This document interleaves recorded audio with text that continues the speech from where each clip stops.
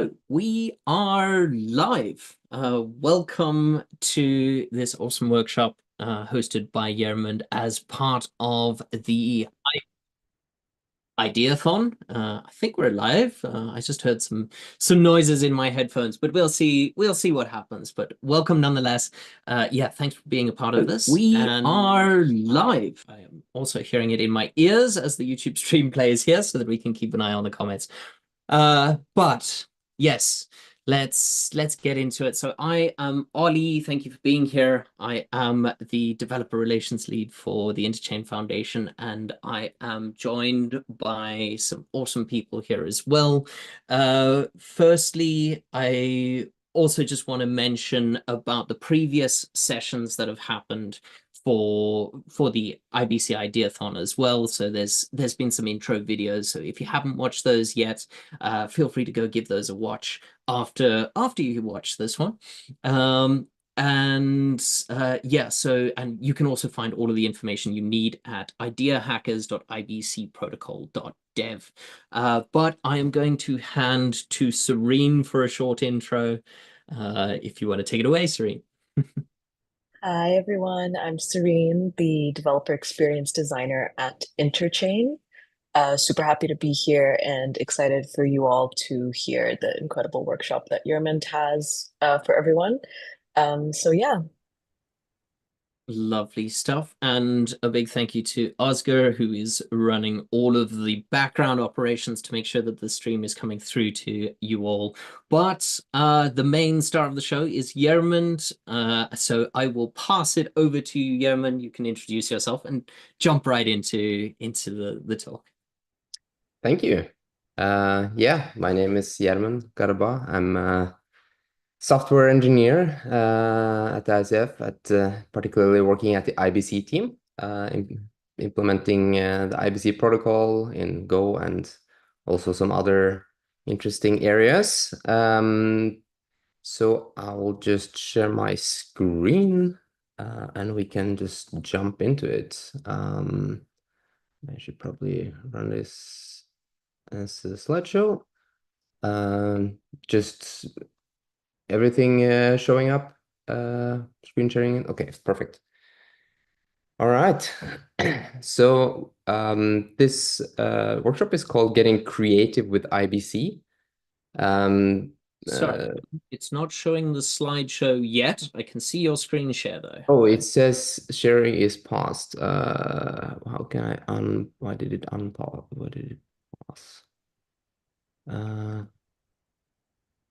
That's strange. I'll just share the entire screen then. There we go. There we go. Yeah. Okay, perfect. Sorry about that. Yeah, so it's called Getting Creative with IBC. And the goal is sort of shifting the perspective on what IBC is. And the reason why I like to do this is because it has helped me in the past with trying to find new ways of using IBC and new use cases for IBC. It has helped me to try to shift my perspective on IBC as a token bridge, which is, to be fair, one of the most common and one of the most powerful use cases for IBC. But it is also a lot more than that, which we will get to. So yeah, like I said, I'm Gjermund Garaba, work as a software engineer at the IBC team. So my goals for this is, and what I hope you will walk away with at the end is how to think about IBC in a different way, in particular related to the Ideathon, how to think about it to come up with new ideas, and how to innovate on it. That's maybe something I should have mentioned as part of my background. I've done a lot of work in innovation. I've had multiple roles that's been related to that, both in a larger company, but also as a founder myself.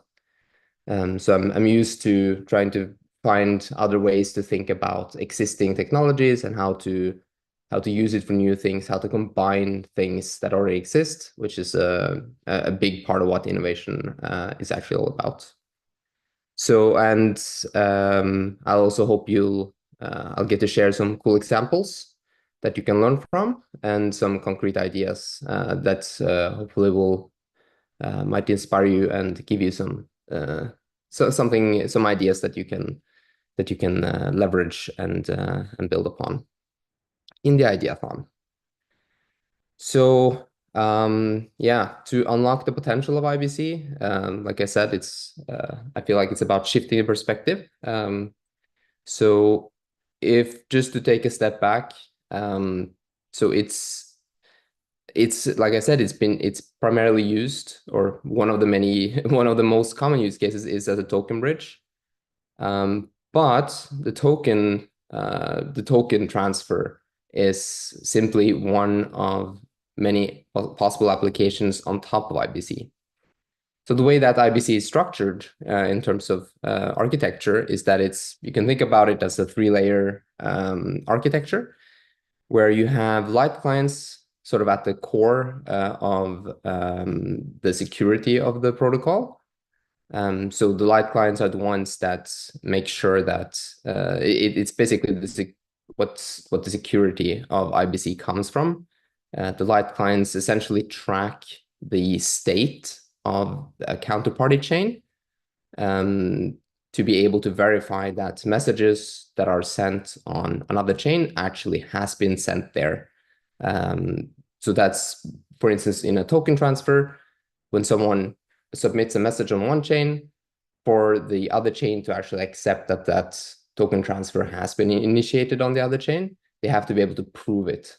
So this is one of the things that makes IBC different than other bridges, because most bridges today rely on either a third party or a multi-sig or something like that to verify that the transfer has been initiated on the counterparty chain. And the IBC core part is basically the core logic of like routing the messages and all these things. And what we have on top of that is the IBC applications. And the IBC applications are ICS 20, like token transfers. You have NFT transfers. You have interchain accounts, which we'll also get back to, and many other things that you can build. And this is where you can also build a lot of interesting new things, which I will also get back to. And if you think about it more as a message passing protocol, in terms of similar to TCP/IP, which is what the internet is built upon, it also makes a lot more sense in terms of what I'm going to show you next. But the TCP/IP protocol has a lot of similarities with IBC in that it has a transport layer and some other things that are maybe more internet related. For instance, the IP part is how to route messages and how to get to the right place. IBC has different things it needs to take care of, like the verification, the state layer, which is a light client. But the transport layer is in many ways similar in that it determines how packages are being processed and so on. But they both have this concept of application layer. For TCP/IP, the application layer is in most cases is HTTP, which is what all APIs and websites and everything is built upon. And this is just like TCP/IP does not dictate in any way what the messages should be about, what they should do, and what you can do with it. IBC does also not dictate what messages can be sent and what they can do. This is part of what makes IBC, just like TCP/IP, a message passing protocol. It's not a bridge, it's a message passing protocol. And when you start to think about it as a message passing protocol in the same way as TCP/IP, you can start to think about other ways that you can use it. And in particular, you can actually build almost anything with this. If you think about Web 2, which is very successful, has and has like most of the important innovations, or at least a lot of the important innovations that we've had over the past 10 to 20 years, is powered by Web 2 and APIs. The way that all these different services are working is that they are calling either internally in an application with APIs, they are calling to third-party APIs to enrich their application with capabilities. And the way that, for instance, in a startup, typically you don't, if you have some sort of application you want to build, you don't build everything from scratch. You connect to login services, you connect to storage services, you build upon things that already exist so that you can focus on creating a use case quickly and effectively and securely without having to build everything from scratch. If you had to build everything from scratch, it would be an enormous amount of work every time someone wanted to do something new. And this is also something that we can leverage and start to think about in Web3, is that we have a lot of great things in Web3 already, and we can connect to them and we can use them and leverage them. And this is something that actually Web3 has a big leg up on Web2 on, which Web2, because Web2 is filled with walled gardens. You have all these different services and applications that are built, but most of them are not available for you to just tap into. In Web3, most applications that are built on blockchain protocols that allow you to actually just tap into them and you use them, because the incentive structure is built differently, which means that it's a win-win situation for you and for the other application if you can just tap into it and reuse it. And this is where I think Web3 really has the potential to win, basically, to do better than what we have currently in Web3 or in Web2. So like you see in the picture here, what I'm describing is basically you have your application on whatever chain, doesn't matter, and you connect to other services and apps using IBC. So what I want to get back to, and if you were in this space back in, I don't know, 2020 or 2021, when it was all about DeFi, Lego bricks, and like composability and building on top of existing things, we can get back to that thinking, even as the ecosystem expands, even as the interchain becomes many chains. That's potentially our app chains that have one big purpose-built application on a chain. We can still do this and have this Lego brick mentality where we can just connect all these things and build on top of them. And I'll definitely get into each of these different types of things you can actually build upon here, because it's not just applications, it's also infrastructure. There is a lot of great infrastructures that are being built that you can leverage and build on top of, protocols and more. So this is, now I'm going to go through a few different categories of use cases that sort of show the different things that you can build and yeah, the different parts of the stack that you can sort of tap into to innovate here. These categories are just arbitrary in that I've sort of made them up, but they've helped me to think about this in different ways. So you have importing functionality, which is like you have an app and you import third-party services or applications or infrastructure or protocols or whatever to leverage something that already exists. External accounts, which is a bit unique to the blockchain space in that we have accounts and wallets, basically. So that's interchain accounts, where you can have an account on a different chain. Exporting functionality, which is all about if you have an app with some sort of functionality, making it easier to tap into for others.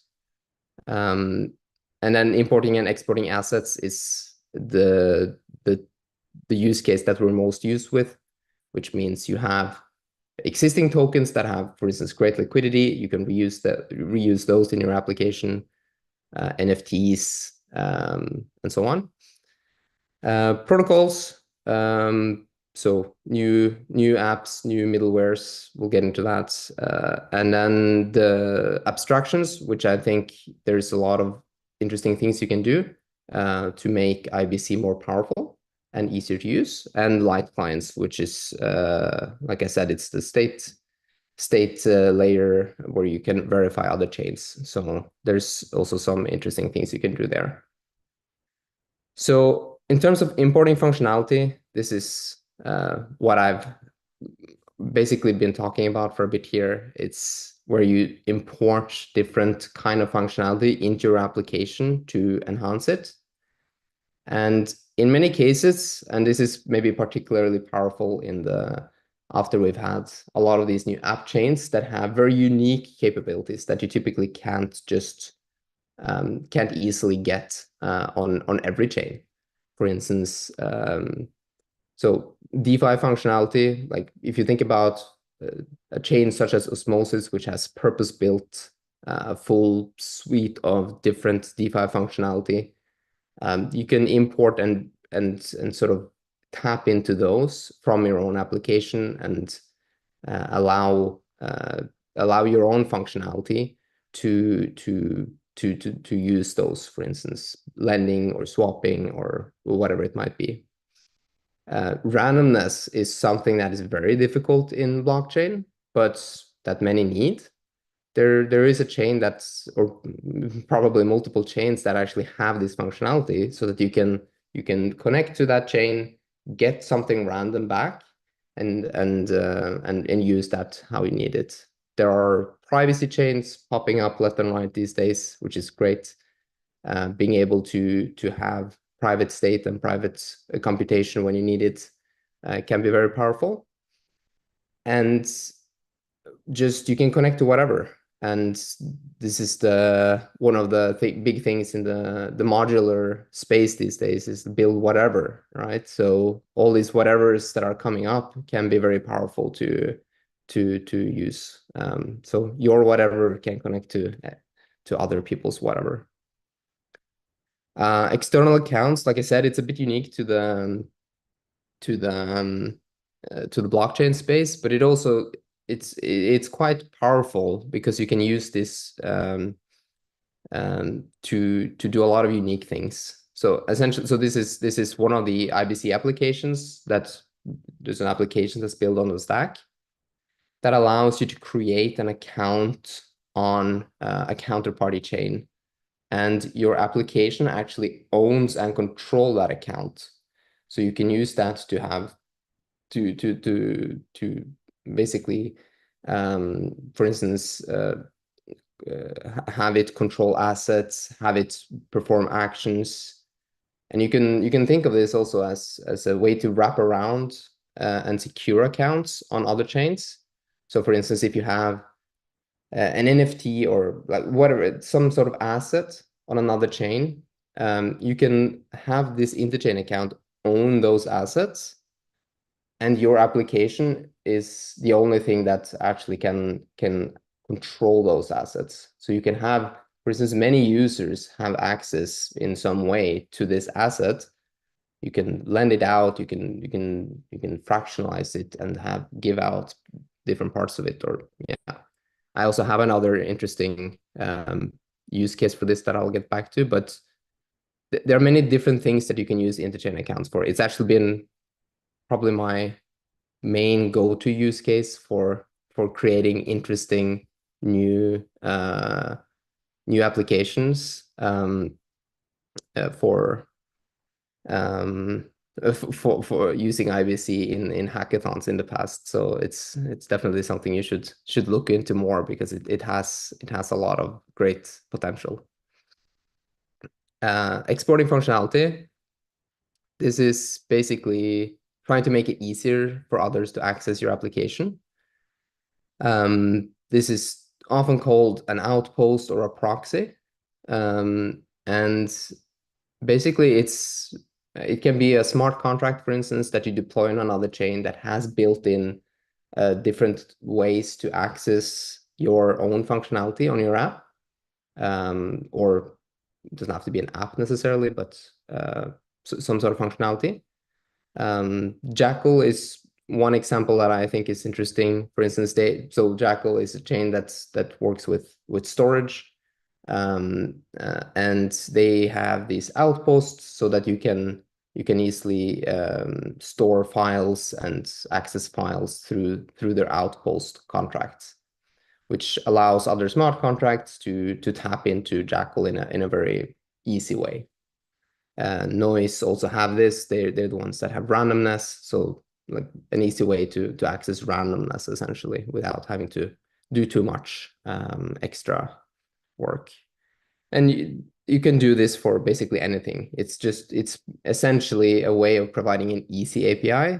So you can connect with IBC to anything, but if you have an outpost, you're just making it easier for others to reuse.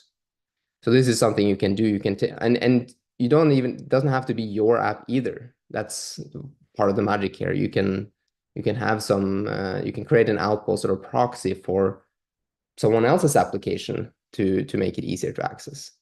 And this is where Web3 starts to diverge pretty heavily from Web2. Imagine that you could create any API for Twitter that to access any part of Twitter that you like. That's not possible. You're currently very much at the mercy of whatever Twitter, I guess X. I don't like to call it X. It's a bad name. But the power balance changes basically. Yeah, importing and exporting assets. This is fairly straightforward. I think it's like you can bring in popular assets, or you can take your assets out into the interchain and use them on other chains. And this becomes, so it's fairly obvious for tokens. I think it's probably what we've seen the most. Osmosis is definitely heavily leveraged this to make their application powerful. You can take in most assets there and use them in their DeFi applications. But it's also, you can also think you can take popular meme coins and use them for something interesting. I think Stargaze is going to be quite interesting in this space as well, or other NFT based chains. They can take their popular NFTs and bring them to Ethereum, for instance. They can and obviously being a great UX as an NFT marketplace, they can also take in popular NFTs from Ethereum or other chains. And yeah, the last thing there is also a bit connected to the modular thinking, where you can take, for instance, let's say you have a new NFT on Stargaze and you want to have a purpose-built roll-up for that NFT. You don't have to have your own NFT marketplace and your own NFT setup to get started there. You have the mint and do all the things that Stargaze do very well. And then you can use IBC to bring those NFTs out to your own chain. So this is something that happened with Mad Scientists, for instance. They are an osmosis-based NFT, but they're minted on Stargaze, and you can just transfer them over to Osmosis and use them in their applications there. So a lot of interesting things you can do there with both existing and new assets. This one is coming back to the interchain accounts. So there are assets and concepts that are not really transferable at the moment. So that would be anything essentially that's not an NFT or a token or coin, you can make them into a non-transferable token, for instance, or a token using interchain accounts. So this is something that I did for one of the hackathons, and I know others have done as well. The concept is basically that you create an interchain account on the counterparty chain. That interchain account holds the asset, whatever it might be, in whatever way, and you just wrap it in an NFT. So you have the NFT own the interchain account using IBC, and that NFT basically is a representation now of that asset on the other chain. So if let's say you have an admin account on a smart contract on a different chain, you can make an NFT that wraps the ownership of that account, and now you have a transferable ownership, an NFT that's not just represented, but for all intents and purposes is that account. So you can wrap anything that's ownable in a way. So smart contracts, any kind of assets that exist on other chains, like if you have, there are new asset classes that are popping up that just can't be transferred, but you can wrap them and make them that way. So that's just like one of the unique and different things that you can do with, for instance, interchain accounts. Gjermund, for the case of wrapping the admin accounts, like how then do you handle keys in that situation? So like especially that this is like public, yeah, some of the implementation there. Yes. So the way that interchain accounts work is that they don't really have keys in the same sense as they're not a private key that's held anywhere. The interchain account is only controllable in the same way that an account is controllable through the IBC application, which means that whatever setup you have on the other side for that NFT is how you control it. So, for instance, you can have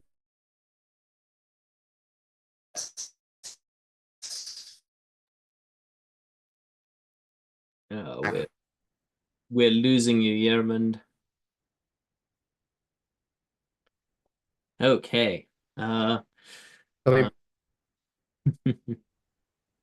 message Gjermund at the same time here. This was something that we were a little bit worried about. So we might be able to get Gjermund to switch over to mobile data. Sorry about the technical difficulties.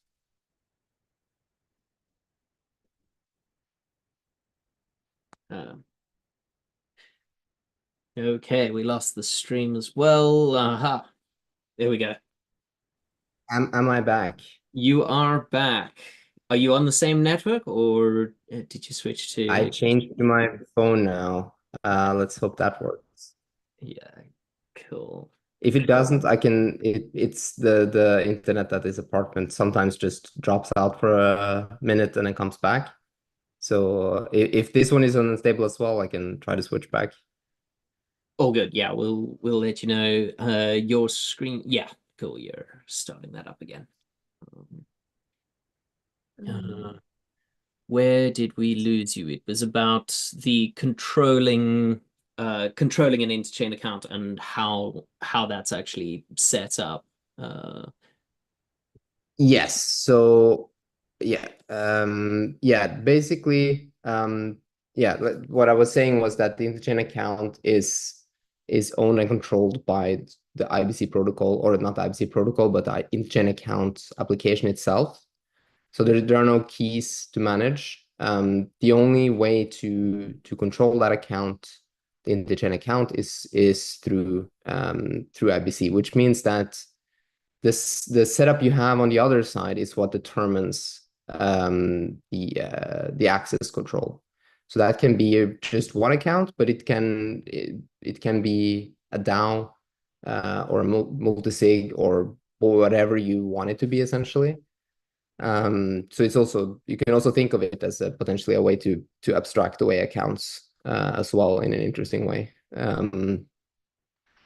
In a way, this is something that DAO has done very interestingly, where the DAO can own and control accounts on other chains, which allows them to do interesting things like voting on governance proposals. It allows them to create validators even. You can have validators that are fully owned and by a DAO, where all the operational things are done through the DAO. Yeah, so that's pretty much it. Does that answer the question all right? Yeah, very much so. Yeah, knowing that it's sort of separated there in terms of access control being on the host chain clears it all up. Yes, exactly. Exactly. Yes. So the next one on protocols, there's also a lot of things. This is in a lot of cases new IBC applications. But you can build new ways of standardizing different operations across the interchain. So, for instance, ICS 721, which was built and done a year or so ago, which allows for transfers of NFTs, is one of those types of protocols. And the interesting thing here is also that you don't have to actually build these applications in Go and as a module in the Cosmos SDK that needs to be deployed through governance proposals. You can also build these applications with CosmWasm or other smart contracts, as we'll see in not too distant future. So a good example of that is Polytone, which is an alternative type of interchain account that has a different view of how to do interchain accounts, which is very interesting. The implementation has some very interesting abstractions that allows for different ways of using interchain accounts. And there is also the CW ICA controller, which is made by Sadar in the IBC team, which is just a CosmWasm implementation of the interchain account protocol, which means that it's actually something that can be deployed on any CosmWasm chain and upgraded without governance proposals, which is useful for many things, and also allows to enable interchain accounts on chains that hasn't, for whatever reason, done that. So that's something you can do. You can take existing protocols and just implement them in CosmWasm, for instance, to enable. Maybe you want an ICS 20 transfer that does something else, or you want a new type of protocol. You can build it. And then there's automation type of things. So I think maybe the most used one is the packet forwarding middleware, which allows for packets to be forwarded through multiple chains and have actions attached to them at the end. So you can route the token through multiple chains and then interact with some sort of application at the end, like a DeFi or swap or whatever. So that's on the middleware layer, which I think I didn't actually put that very well in here, but I will fix that. But the middleware is basically a way for you to add support for new ways of handling packets. So it allows you to put in a layer between the application and the core protocol, so that you can do whatever you want with those packets and put in more data, do other types of actions with it if you need to add some functionality. So that's also part of the IBC protocol. So you should definitely look into that there are some interesting implementations for that. And then there are abstractions. This is something that I wish to see more of, which is basically ways to make IBC easier and better for developers. The code example on the right here is from Agoric's orchestration framework, which allows you to connect to multiple chains and do multiple actions in one set of from a single transaction in a way, but it does the whole thing in one. So in this case, you can see that it creates an account on Osmosis. It gets some information from that account. It undelegates Osmosis, and then it goes to Stride, makes an account there, and then transfer a balance at the end. So this is just in one thing. This is the type of abstraction that is very useful and that we have a lot of in Web 2 on top of different APIs and different protocols. And we will definitely need this in Web 3 as well to make things easier to connect to all the different applications and build more powerful stuff. Abstract also has a very powerful framework where that allows for many of these paradigms to be much easier, where you can control accounts on other chains in a much easier way.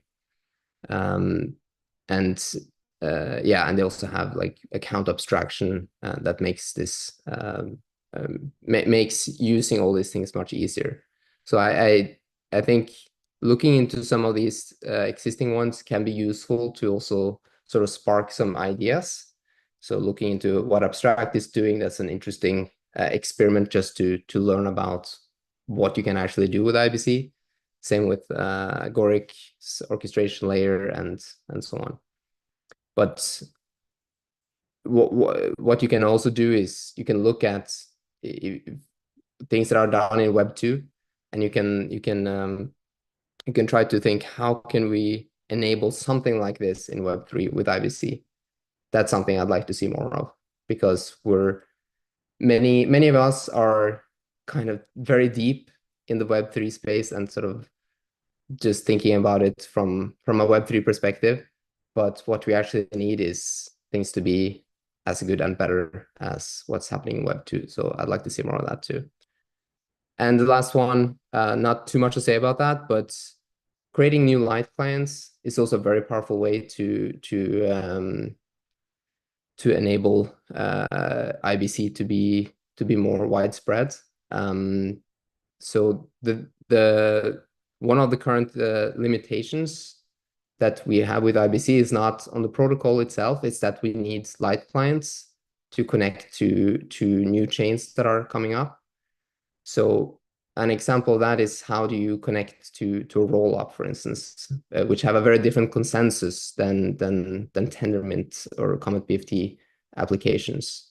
So trying to find ways to prove the state of another chain on the counterparty chain is also very, very useful. It's a deep technical challenge to take on, but one that is very rewarding and very powerful, I think.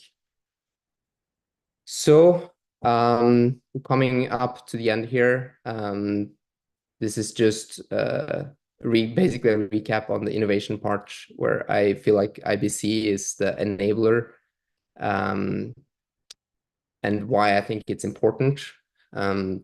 So the number of chains are growing a lot. We saw a lot of growth in the whole app chain era that we've been through and that we're in. But now that we have all these new layer 2s and layer 3s and whatnot coming, and the roll-ups that are being starting to come up on new setups like Initia and Celestia and all these, if what's and they expect there to be thousands and maybe 10,000s and more roll-ups in the future, shortly even, some are saying.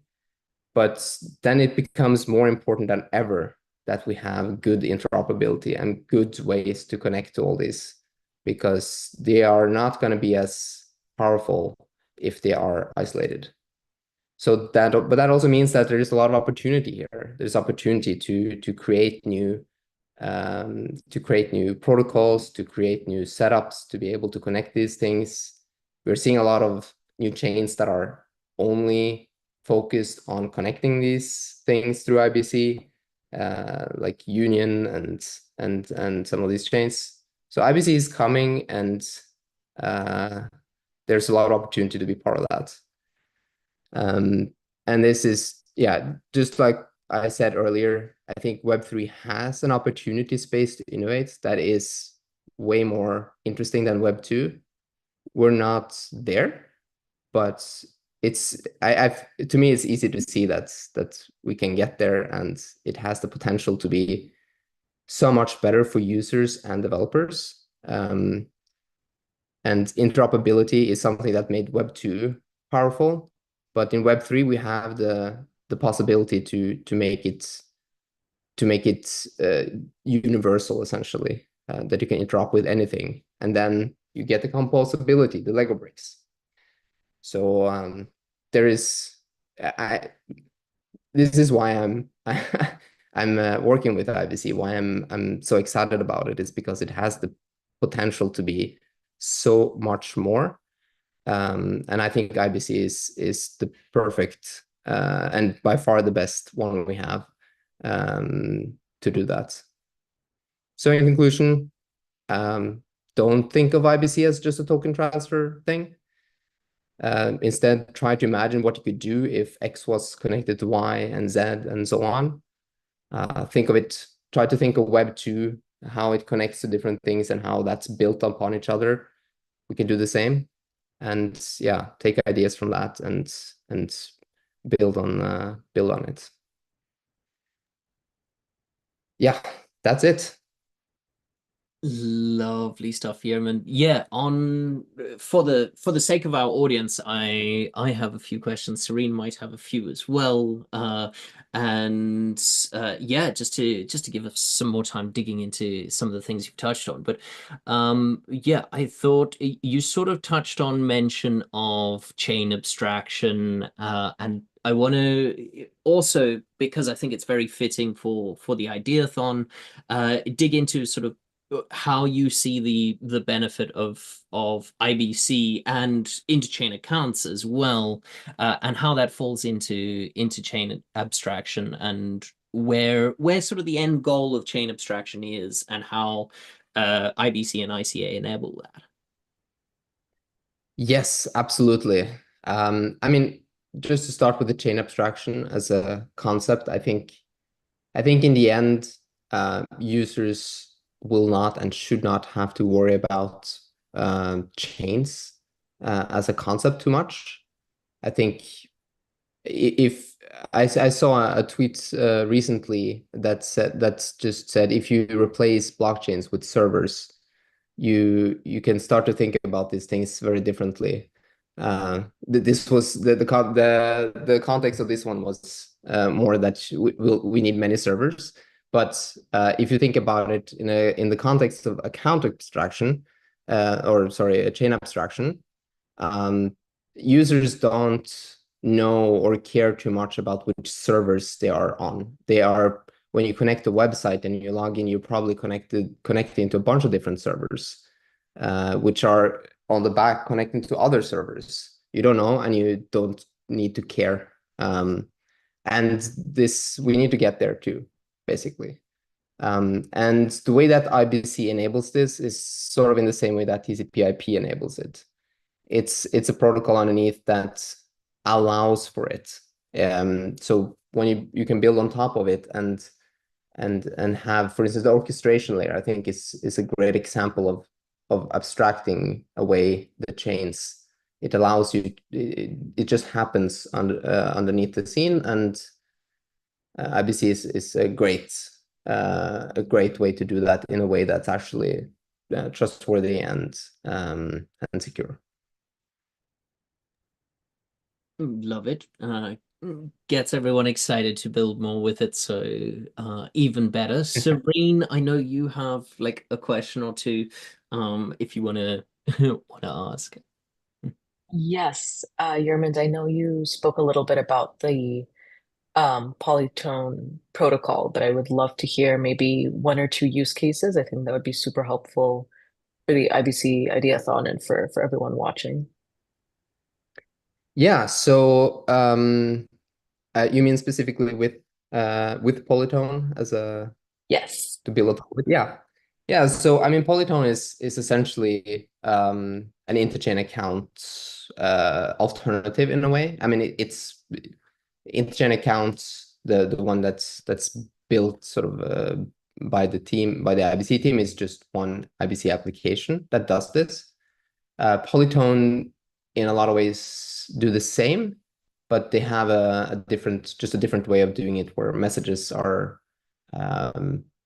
maybe a bit more intuitive, perhaps the way that you interact, and also what Polytone enables is similar to what CV ICA controller enables, is that you can deploy this on any chain that has COSM WASM, so that you can create interchain accounts on any chain.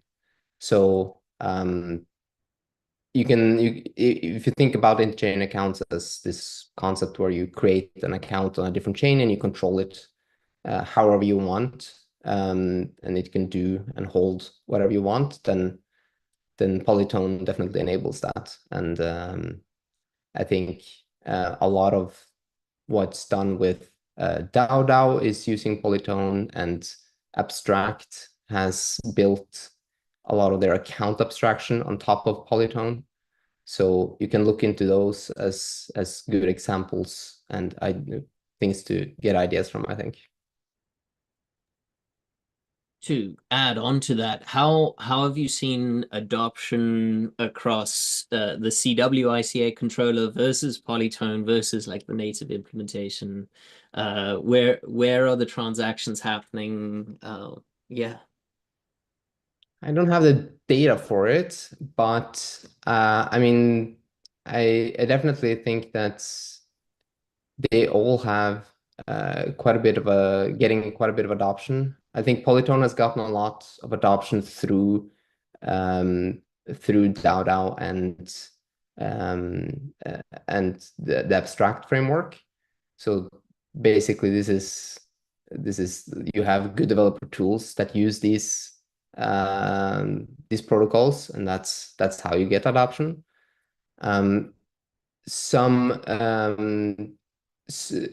more like specialized chains like Stride, for instance, they are using the actual interchain accounts to connect to Cosmos Hub and all their different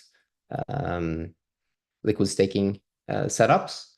So it's a good mix, I'd say. I think interchain accounts, the original implementation came out a little rough around the edges, and that's probably why a lot of these things have happened. A lot of other these other alternatives have come up as well, but I think that's great. I mean, it's having multiple implementations that's possibly serve multiple different use cases. I think it's very useful. The CW ICA controller, for instance, is what Jackal has been leveraging to enable their outposts and to easily enable storage capabilities on Cosmos and chains. Okay, and because it's general message passing, it's quite easy to, from one host chain, interact with with any of those implementations, right? Yes, exactly. One exercise that I've done in the past that was helpful for me at least was, I think there are some good tutorials where you can probably with Ignite maybe you can spin up easily two chains and have a tutorial that walks you through how to just send a message from one chain to another and process it and do something with it. I think that can be a fun little exercise if you are a developer. Obviously, in the IDEA fund, that's not a requirement, but it's you don't have to be a very seasoned developer to follow through that exercise. It's step by step, so might be a fun thing to do to get your hands a little dirty with ICA. Nice, yeah, and I'll use this as a little shameless plug, but there's a video on this same YouTube channel, uploaded just a few videos before, where we do actually in half an hour manage to build a cross-chain name service with IBC, and so yeah, if you are on the developer side, for those of you who are watching, it might be a nice quick getting started with IBC. But yeah, as Gjermund says, you don't have to be a developer for the Ideathon, so that's why we're talking into some of these implementations things so that you can figure out exactly how you might build the idea in that neat idea builder that we have on over on the site.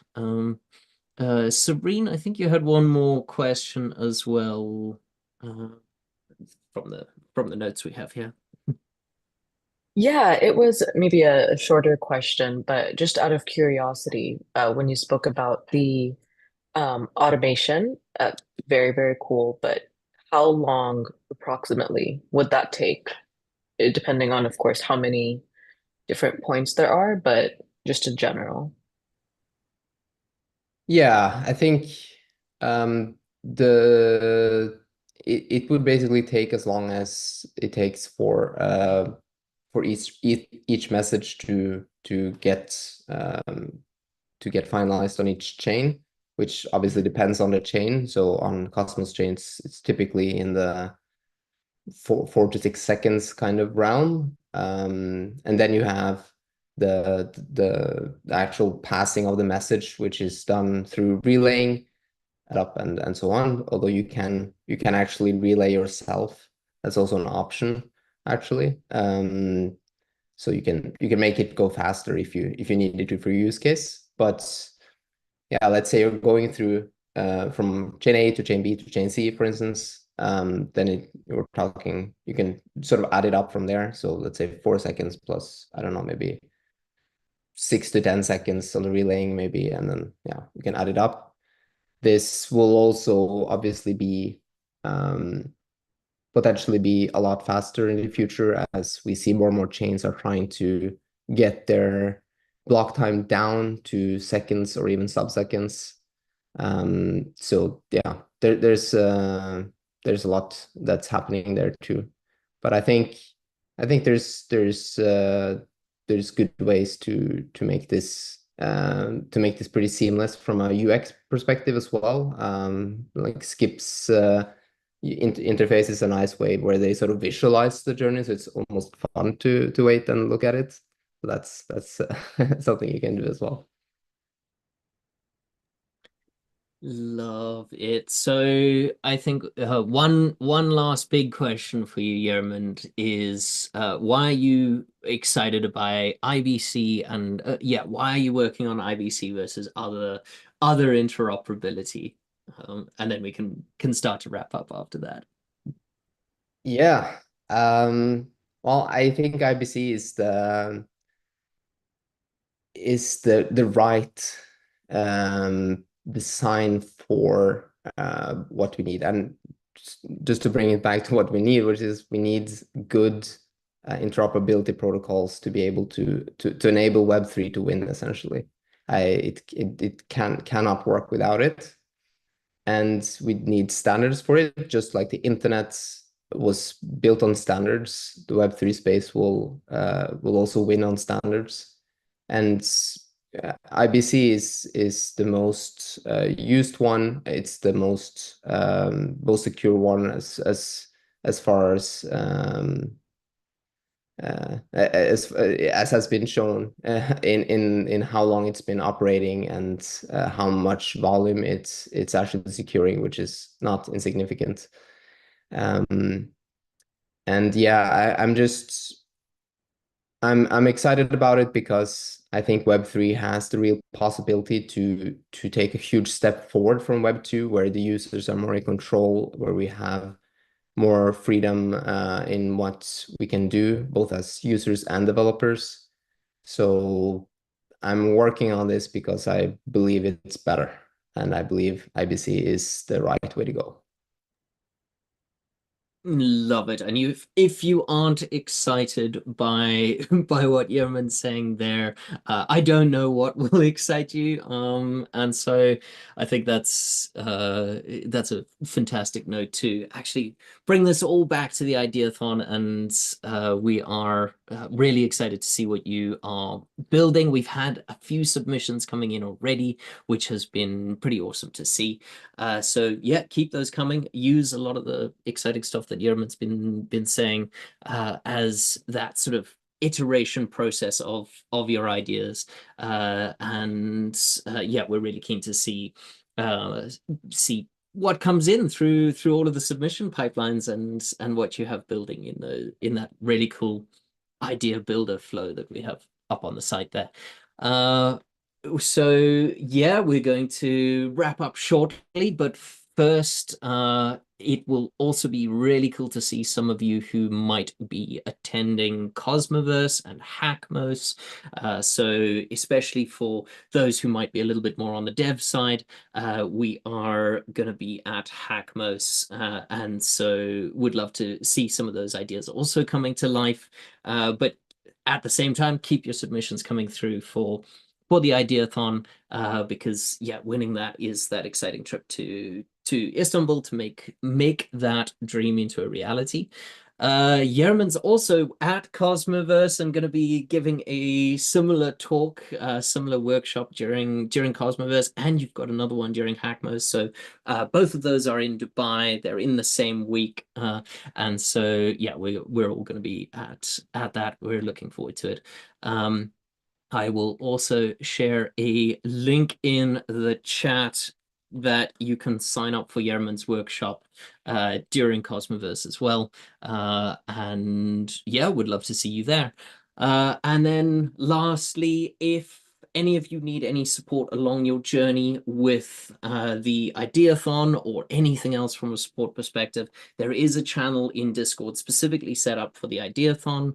And we're also around in the dev support channel to help with any questions on that side.